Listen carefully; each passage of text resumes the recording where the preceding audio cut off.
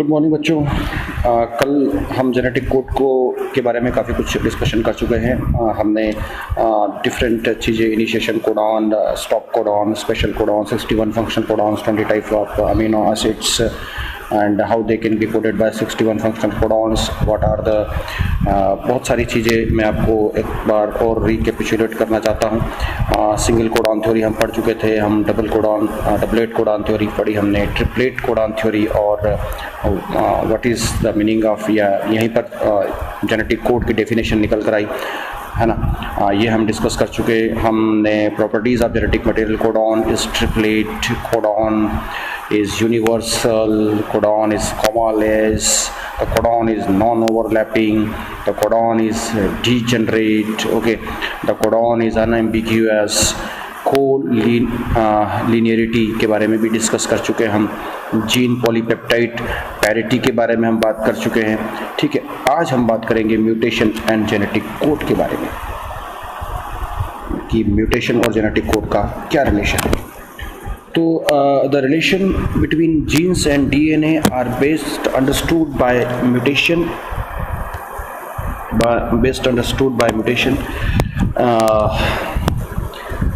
Mutation studies. We have studied about the mutation and its effect in chapter number 5. Effects of large deletion and rearrangement in segment of DNA are easy to comprehend.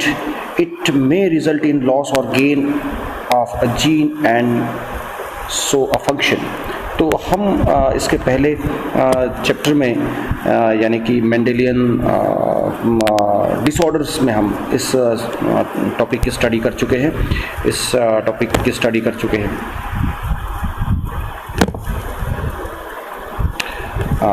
क्या था वहाँ पर, हमने क्या पढ़ा था? वहाँ हमने ये पढ़ा था कि ये एक हमारा जो नॉर्मल डीएनए है, इस नॉर्मल डीएनए का जो टेम्पलेट सीक्वेंस है वो सीटीसी है, और उस टेम्पलेट सीक्वेंस के अकॉर्डिंग यहाँ जो मैसेंजर आरएनए बनता है वो जीएजी बनता है, और ये जीएजी ग्लूटामिक एसिड को कंट्रोल करता है। चूँकि प्रॉब्लम इसी पर्टिकुलर कोडॉन से रिलेटेड है, इसलिए हम ये 1 से लगाकर 5वें तक बात नहीं कर रहे हैं। ठीक है, 6 नंबर की प्रॉब्लम है, तो यहाँ 6 number of amino acid present on beta chain में जो 6 नंबर का अमाइनो एसिड है वो ग्लूटामिक एसिड होता है। नॉर्मली उसको कोड करने वाला जो जेनेटिक कोड होता है वो जीएजी होता है, और उसकी जो टेम्पलेट सीक्वेंस होती है वो सीटीसी होती है। But what happens in this condition, CTC here the T is replaced by A, T is replaced by A.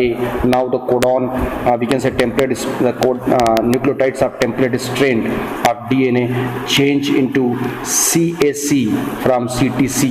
ठीक है, CAC में कन्वर्ट हो गया, और जब उसका ट्रांसक्रिप्शन हुआ तो मैसेंजर आरएनए, जेनेटिक कोड और messenger RNA will be the GUG at the place of GAG की जगह GUG हो गया। ठीक है, तो यहाँ ये मैसेंजर आरएनए में चेंज आ गया, जेनेटिक कोड में चेंज आ गया। अब GUG will not code for glutamic acid, it will code for valine. So due to we can say replacement of T by A, है ना, T को A ने रिप्लेस कर दिया, और जिसके कारण यहाँ पर एक दूसरा जेनेटिक कोड बन गया, और उसने एक दूसरा अमाइनो एसिड 6 नंबर पर लाकर रख दिया, जिससे हमारा जो अल्फा पेप्टाइड है, HbA पेप्टाइड है, वो अब HbS में कन्वर्ट हो गया। HbS में यानी कि सिकल सेल एनीमिया के लिए रेस्पॉन्सिबल पॉलीपेप्टाइड चेन यहाँ पर बन गया। सो this is the relation between mutation and genetic code. जब जेनेटिक कोड चेंज हो जाएगा तो यहाँ पर म्यूटेशन होने के चांसेस बिल्कुल है। और जेनेटिक कोड कब चेंज होगा? जब डीएनए में चेंज आएंगे। ठीक है, so such kind of mutation is called as point mutation, which is related to shifting of one nucleotide, or we can say deletion of one nucleotide or addition of one nucleotide. This is what called as point mutation. The effect of point mutation will be explained here. A classical example of point mutation is a change in single base pair in the gene of beta globin chain that result in the change of amino acid residue glutamate यानी कि glutamic acid to valine, ठीक है। It result into a diseased condition called as sickle cell anaemia. Effect of point mutation that insert to delete a base in a structural gene can be better understood by the following simple example। तो यहाँ हम बिल्कुल point mutation का example देख चुके हैं, समझ चुके हैं कि किस तरीके से यहाँ पर सिर्फ एक डीएनए के ऊपर एक न्यूक्लियोटाइड के रिप्लेसमेंट से पूरा एक जेनेटिक कोड जो होता है वो चेंज हो गया, और उस जेनेटिक कोड चेंज होने से उस पर्टिकुलर नंबर पर जो अमाइनो एसिड था वो अमाइनो एसिड चेंज हो गया, और उस अमाइनो एसिड चेंज होने से पूरी बीटा पॉलीपेप्टाइड चेन थी जो हमारे हीमोग्लोबिन की, वो चेंज हो गई, ठीक है। So this is the relation between we can say point mutation and genetic code। ये सारी बिल्कुल ये जो मैंने कंसेप्ट लिया है या जो मैटर है ये पूरा हमारे एनसीईआरटी का है, और बिल्कुल आप इसको देखते जाइएगा, पढ़ते जाइएगा और समझते जाइएगा। Consider a statement that is made up of the following word each having 3 letters like genetic code, ठीक है। राम हैज़ रेड कैप, ठीक है। So this is what genetic code, triplet, okay. In if we insert a letter B in between has and red, ये has और red के बीच में यहाँ पर हम लेटर बी को इंसर्ट कर देते हैं, and arrange the statement in word read as follow Ram has DCAP। so this is the whole we can say nucleotide या यूँ कहें कि जो जीन है वो पूरा के पूरा अब यहाँ पर चेंज हो गया है, ठीक है। सॉरी अगर हम इस कोड करें, बिल्कुल सही बात है। तो एक्चुअली ये डायरेक्ट यहाँ इंसर्ट नहीं कर सकते हम, डीएनए में किया होगा तो उस डीएनए का जब ट्रांसक्रिप्शन होगा तो इस तरीके से मैसेंजर आरएनए में भी ये चेंजेस यहाँ पर आ जाएंगे। Similarly if we insert 2 letters at the same place, say BI हमने इंसर्ट कर दिया, राम हैज़ BIR, इसका भी कोई प्रोनाउंसिएशन नहीं, इसका कोई मीनिंग नहीं निकल रहा है, EDCAP। सो अगेन अभी भी यहाँ पर ये अनफंक्शनल टाइप का कहना चाहिए मैसेंजर आरएनए है, जिसमें कि यहाँ कोई अमाइनो एसिड कोड नहीं होगा, ना यहाँ होगा ना यहाँ होगा, ठीक है। राम और हैज़ ये 2 अमाइनो एसिड अभी हो सकता है यहाँ पर 2 अमाइनो एसिड कोड हो जाए, लेकिन जो अगले 3 अमाइनो एसिड है वो अनफंक्शनल, यानी कि वहाँ जो कोडॉन है वो अनफंक्शनल टाइप के हो गए, ठीक है। लेकिन हम एक बार और प्रयास करते हैं, यहाँ पर और कुछ चेंज लाने की कोशिश करते हैं। अब हम इस लास्ट एक्सपेरिमेंट में now we insert 3 letters together, say big. The statement now would read Ram has big red cap. तो इससे आप अब यहाँ देख सकते हैं कि दिस इज़ व्हाट, ये फर्स्ट लेटर जो आप फर्स्ट सेंटेंस आपने देखा था राम हैज़ रेड कैप, और अब देख रहे हैं आप Ram has big red cap. ये दोनों ही सेंटेंस कुछ मीनिंग है, इनके मीनिंग है, लेकिन यहाँ पर जब तक हमने 2 न्यूक्लियोटाइड को इंसर्ट किया था तब तक ये जहाँ से इंसर्शन शुरुआत हुई थी उसके आगे का जो सेंटेंस था वो मीनिंगलेस हो गया था। That means this is the relation between the mutation and genetic code. जब हम यहाँ पर किसी न्यूक्लियोटाइड को इंसर्ट करेंगे किसी डीएनए में या किसी मैसेंजर आरएनए में, तो उसका पूरा कन्फर्मेशन चेंज हो जाएगा, ठीक है।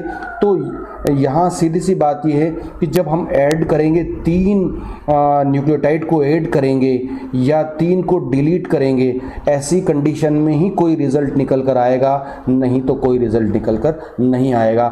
सीधा सा मतलब ये है कि यहाँ पर भी हम किस प्रॉपर्टी की बात कर रहे हैं, codons are triplet.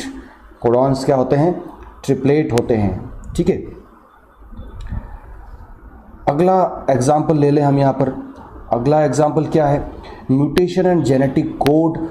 Again we are going to take some we can say practicals, ठीक है। क्या the same exercise can be repeated by deleting the letters R, E and D. ठीक है, R, E, D को हम delete कर रहे हैं यहाँ पर one by one and rearranging the statement to make a triplet codon. हमने यहाँ पर राम हैज़ आर को हमने यहाँ पर डिलीट कर दिया। अब देखिए जहाँ से डिलीट हुआ उसके आगे का जो सेंटेंस है उसका वो मीनिंगलेस हो गया। फिर हमने राम हैज़, अपने आर और ई दोनों को डिलीट कर दिया। अब ये मीनिंगलेस हो गया बचा हुआ part. Ram has cap, again this particular sentence will have a meaning.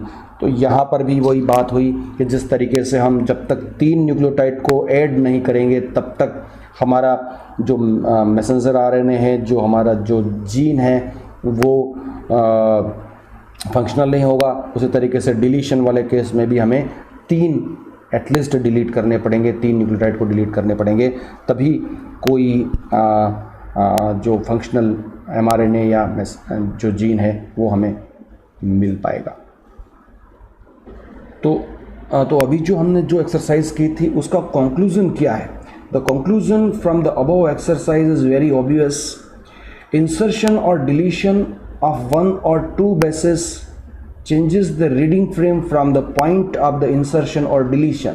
ठीक है, उस रीडिंग फ्रेम को जिस जगह हम इंसर्ट या डिलीट कर रहे हैं वहाँ से आगे